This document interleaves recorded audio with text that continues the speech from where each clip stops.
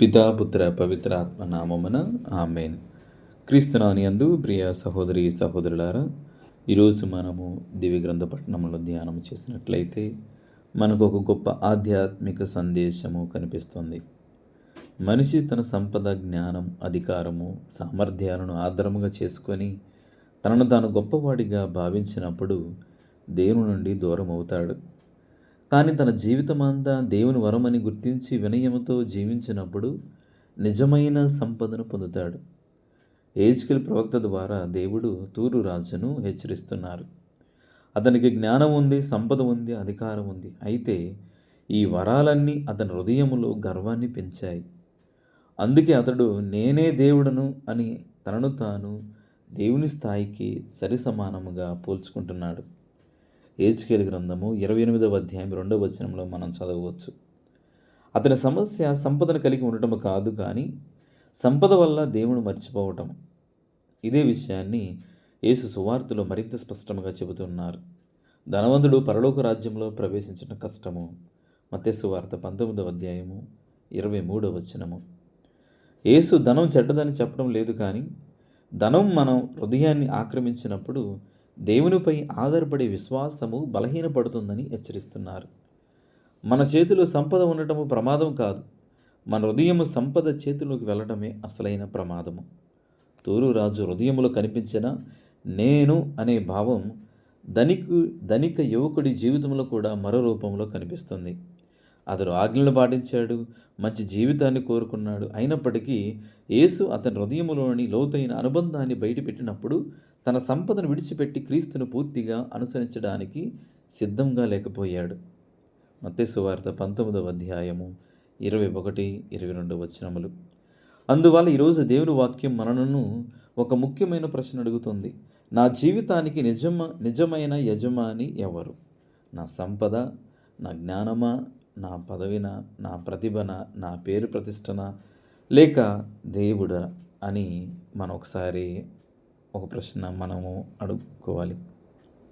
అయితే పునీత పౌలు గారు చెప్పినట్లుగా, పునీత పౌలు గారు కొరింథీ రాసినటువంటి మొదటి లేఖలో 4వ అధ్యాయము 7వ వచనంలో ఒక చక్కని ప్రశ్నను మన ముందు ఉంచుతున్నారు.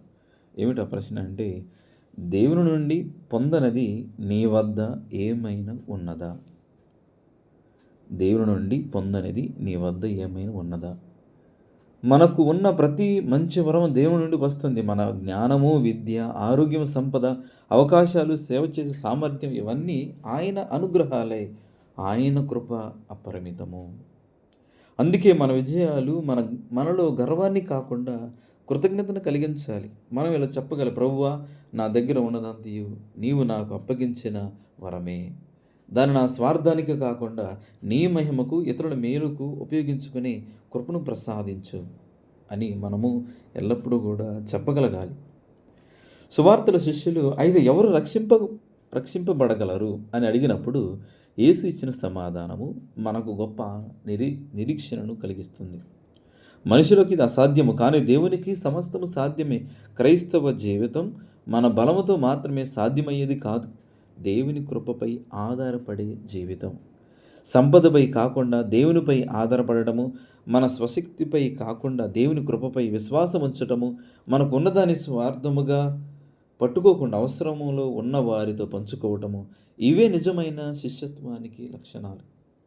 యేసు మొదట దేవుని రాజ్యము, ఆయన నీతిని వెతకండి అని చెప్పినప్పుడు మన జీవితానికి సరైన ప్రాధాన్యతను, క్రమాన్ని ఇస్తున్నారు. ముందుగా దేవుడు, తర్వాత ఆయన చిత్తము, తర్వాత మిగిలిన విషయాలు.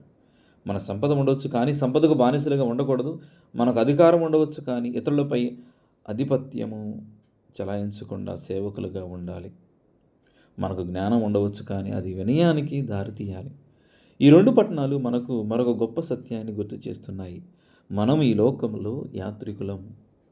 మన ఆస్తి, మన ఇల్లు, మన డబ్బు, పేరు, పదవి, ప్రతిష్ట ఏది మనతో పాటు నిత్యత్వంలోకి రాదు. ఒకరోజు మనం ఈ లోకాన్ని విడిచి వెళ్ళాలి. అప్పుడు మనం ఎంత సంపాదించామన్నది కాదు, ఎంత ప్రేమించాము, ఎంత ఇతరులకు సహాయం చేశాము, ఎంత పంచుకున్నాము అని దేవునిపై ఎంత విశ్వాసం ఉంచాము అన్నది ముఖ్యమవుతుంది. యేసు చెప్పినట్లుగా భూమిపై నశించే ధనాన్ని కాకుండా పరలోకములో నశించని ధనాన్ని సంపాదించుకోవాలని మనకు సెలవిస్తున్నారు. పేదలకు చేసిన సహాయము, బాధపడుతున్న వారికి అందించిన ఆదరణ, క్షమించిన హృదయము, నిజాయితీగా చేసిన సేవ, దేవుని కోసం చేసిన త్యాగం, ఇవన్నీ పరలోకములో నిత్యమైన విలువను కలిగిన సంపదలు. కాబట్టి ఈరోజు మనము మన హృదయాన్ని పరిశీలించుకోవాలి. నా విజయాలు నన్ను దేవునికి దగ్గర చేస్తున్నాయా, లేక దేవుడు నన్ను దూరం చేస్తున్నాయా? నా సంపదలు ఇతరులకు ఆశీర్వాదముగా మారుతున్నదా? నా పదవి, సేవ, బాధ్యత అనిపిస్తుందా, లేక గొప్పతనముగా అనిపిస్తుందా? దేవుని కంటే నేను ఏదైనా ఎక్కువగా ప్రేమిస్తున్నానా? యెహెజ్కేలు గ్రంథం 28వ అధ్యాయములో మనకు నీవు దేవుడవు కాదు అని గుర్తు చేస్తుంది. మత్తయి సువార్తలో కూడా 19వ అధ్యాయం మనకు నీ ధనము నీ దేవుడు కాకూడదు అని హెచ్చరిస్తుంది. అందువల్ల నిజమైన గొప్పతనం మనం ఎంత కలిగి ఉన్నా మనదేది లేదు.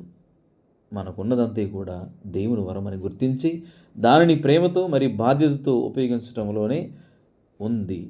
మన హృదయములో నేను తగ్గాలి, దేవుడి నా హృదయములో కొలువుగా ఉండాలని మనము ఆశపడుతూ జీవించాలి. మన సంపద మన యజమాని కాకుండా సేవకు సాధనంగా మారాలి.